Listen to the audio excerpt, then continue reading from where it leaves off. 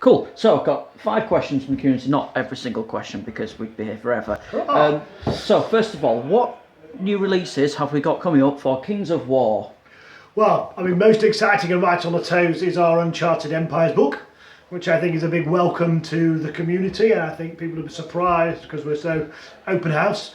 It's a beautiful book. There's a couple of funky, fun new armies that we've done and others that we think people might have in their attics and wardrobes and cupboards to bring them in and give them Kings of War a try. Very lush, so that's gorgeous.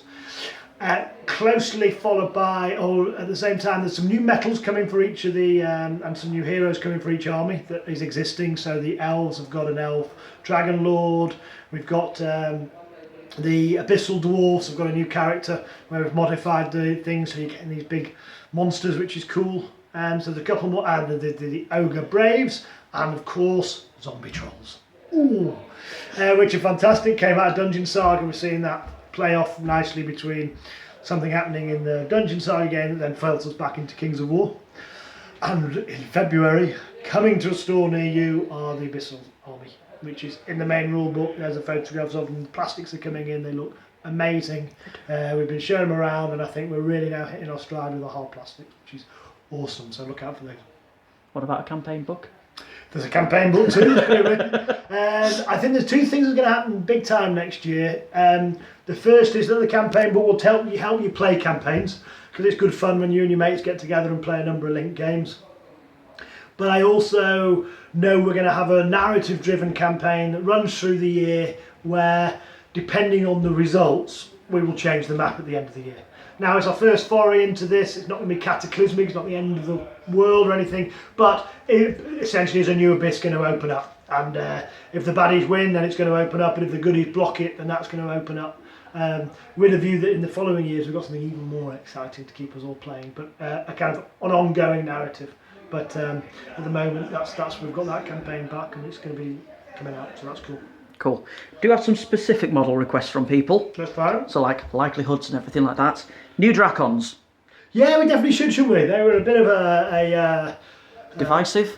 Yeah, they were quite. So yeah, I agree. I think email these in. Keep shouting about them. This is how things happen. But they're definitely potential cool figures.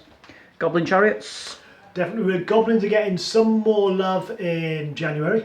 A couple of metal figures and everything, and then I think chariots should come along on the back of that. Cool. Abyssal Dwarf Black Souls, because the metals are out of stock. People have suggested packaging them with the Restic stuff from the Kickstarter, so you get the Restic heads with dwarf bodies, and then that'd be a way of doing them. Can you explain that to me again? So the Abyssal Dwarf plastics come with Restic heads. Well, they're all Restic, aren't they? Yeah, but the heads are separate. Yeah. There's like a bag of heads that you get. Oh, yeah, okay, so you just make the heads. So you stick the heads in with normal dwarf sprues, and those are your Black Souls. Oh, okay, good idea. Well, I love things like that. It doesn't involve a huge amount of tooling. So that's a strong possibility. Yeah, definitely. And I think over the next year with the plastics hitting, I'm just doing a dwarf army right now, and I'd love 10 more heads. 10 more left and right arms. Open-handed, because I'm converting. As you can see here, look. Coming out. You got more than 10 models painted. Well done. Shut your face. Like 40, 50, 60 and 2 artillery, plus obviously a blown up cannon. Yeah. As well, and another the Abyssal Dwarf army, that must have taken you ages to paint. Are there any questions? Also, are there any new models coming for the Uncharted Empires armies? Not currently planned, because we're doing new armies. The 2 armies that are definitely coming out, being made in plastic, were funded was the Abyssals and then the Nature Army. So if you stay there, we'll press pause for 1 second. And as if by magic, we're back. So there we are. Look, salamanders. It won't focus. Oh, I can't even see how far back he is. Come on, focus. No. Doesn't want to. You'll have to watch. There you go. So watch out for the website there. Steel Warriors are coming. So there's going to be photographs. Just get some of these in. This was a very short bit flashy, but pick up after. Salamanders are in our plastic tooling nearly done. So exciting times. Excellent. What can you tell us about historicals? It's going to be a book that comes out middle of next year. It's going to be the chance to play Romans against undead. It is unapologetically poor history. We're not going to do a second century Roman army and a fourth century Roman late Republic army.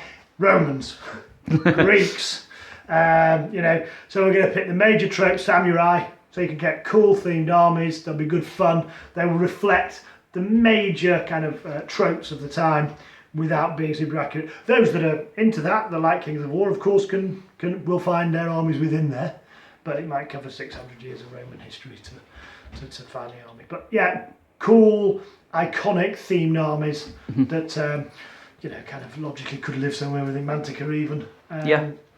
No reason it couldn't. But will also allow you to fight great medieval battle, historical battles, medieval battles in an easy, fun afternoon way. So if you're not too bothered about perfect historical accuracy, it'll work really well for historical games. Excellent. Are there any more expansions planned for Dungeon Saga? Well, we've got Valandor coming, which is the continuation of the heroes in the base game. So you've got your four main protagonists fighting Mortabris. I'm not going to do any spoils, but suffice to say that story carries on. So you're now fighting with uber hard characters against other uber hard characters on the same tiles, which is good fun. And then we've got a couple the following year that's almost a reset button. It's a new storyline. You'll actually find a couple of the basic characters joining up with another group and playing through these. The first is going to be the Abyssal storyline. And I think there's some of those just here. Really nice plastics. So you can see there's the bone. And actually we can keep talking there. There's one of the new heroes. She's a naiad. So now we're moving away from the barbarian and the... obviously there's not a Forge Father cannon in any of those. There's Baal. That's Valandor. You can see over there. And then you've got the Abyssals. And then later on there's an Orc expansion over there. Any non-Kickstarter expansions planned? We're going to wait and see how these do, because there's already a year's worth of releases there. So we're putting them out every 3 to 4 months. At the moment, all the indicators are Dungeon Saga is going to be a runaway success, blowing the doors off. We're almost sold out of the first print run, and the print run was already 3 times what the Kickstarter number was. It's going to be in German, French, Spanish, Polish, and Brazilian, I think, at launch, within 3 to 4 months of launch, which is phenomenal. So every likelihood that we can start getting on with those and doing them and just get on the release schedule. So yeah, very exciting. But we need to just get the launch out of the way and a few balls rolling down the hill. Awesome. Any word on the Warpath Firefight and Deadzone betas? Yeah, in the next week or 2, or one of the first days of Christmas, you're going to get the Deadzone beta. We've made some bigger changes than we probably thought about. Some of you have been paying attention on Quirkworthy, seeing where Jake's head's gone and what we're doing. So we want to make sure that we've got something really playable. It's been in testing now for a good few months. We've gone round the people that played in the last sets of tournaments, and we've asked them to play the new set to tell us whether they like it or not.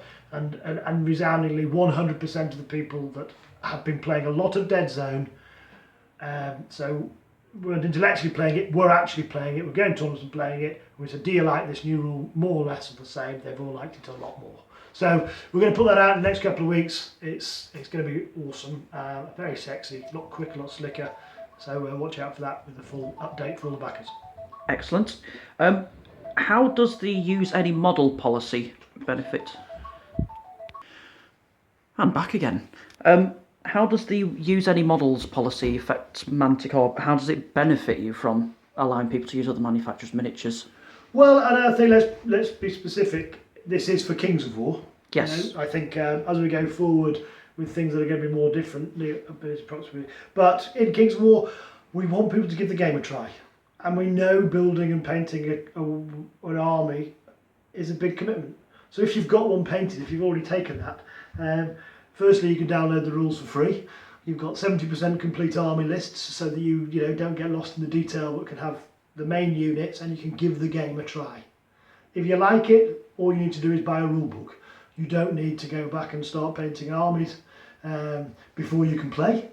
So I'm hoping that the community can grow quickly, And then I make such gorgeous miniatures that because we're all toy soldier people, we won't be able to stop ourselves buying something. And so, my job is to put shinies in front of you and make you go, oh, I'm gonna have to have an abyssal army. And that makes your army sexy. So yeah, it's part of the fact we want the community to grow. And so anything that makes that easier is a good thing. Cool. And the last one, there was a general thank you from the community, but they wanted to know why you think Manticore is so successful and how will you stop yourself from becoming like other large companies.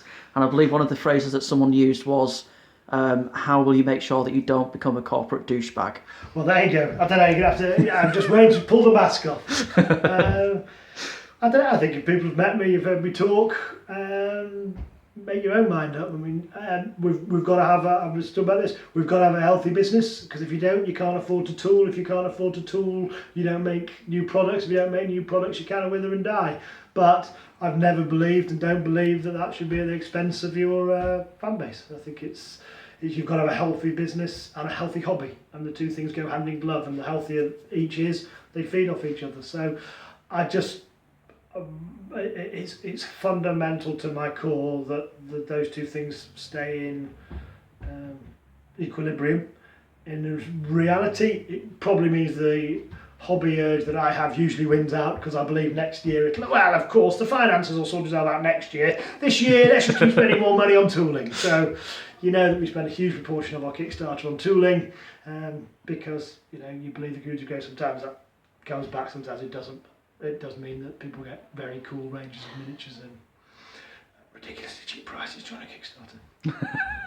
Cool. I think that's everything. Thank you very much, Ronnie. Cheers, everyone. Thanks a lot.